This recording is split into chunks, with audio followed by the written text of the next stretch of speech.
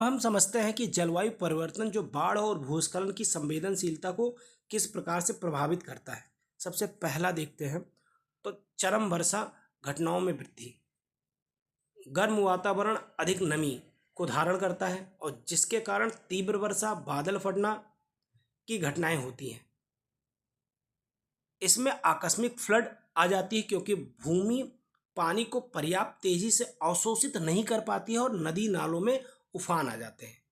जलवायु परिवर्तन मानसूनी पैटर्न को बाधित कर देते हैं, जिससे कभी सूखा हो जाता है तो कभी तीव्र वर्षा हो जाती है। सूखी और कठोर मिट्टी पानी को अवशोषित नहीं कर पाती है, जिससे सतही बहाव या बाढ़ या अपरदन का खतरा बढ़ जाता है। अगला जो रीजन है वो हेमनद झील विस्फोट बाढ़। बढ़ते तापमान के कारण ग्लेशियर पिघल जाते हैं और हिमोड़ों द्वारा बंधित अस्थिर झीलों का निर्माण हो जाता है, जिन्हें हम मोरन बोलते हैं। मोरन का मतलब हुआ कि मलबे से बना हुआ बांध। अब जो ये मोरन है वो उनको रोक के रखता है।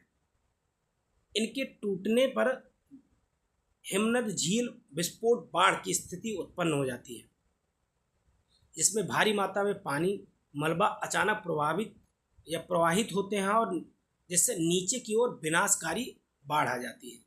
आपने देखा होगा वर्ष 2023 दक्षिण लेहोन के जो एरिया है सिक्किम में, वहाँ पे 16,000 करोड़ रुपए की चुंगथांग जल विद्युत परियोजना नष्ट हो गई और तीस्ता नदी में गाद जमा हो गई और निचले इलाकों में बाढ़ का खतरा हो गया था। अगला देखें तो परमाफ्रास्ट का पिघलना। अब हम इसको समझते हैं। परमाफ्रास्ट का मतलब होता है अस्थायी रूप से जमी हुई मिट्टी या जमी मिट्टी को बोला जाता है परमाफ्रास्ट।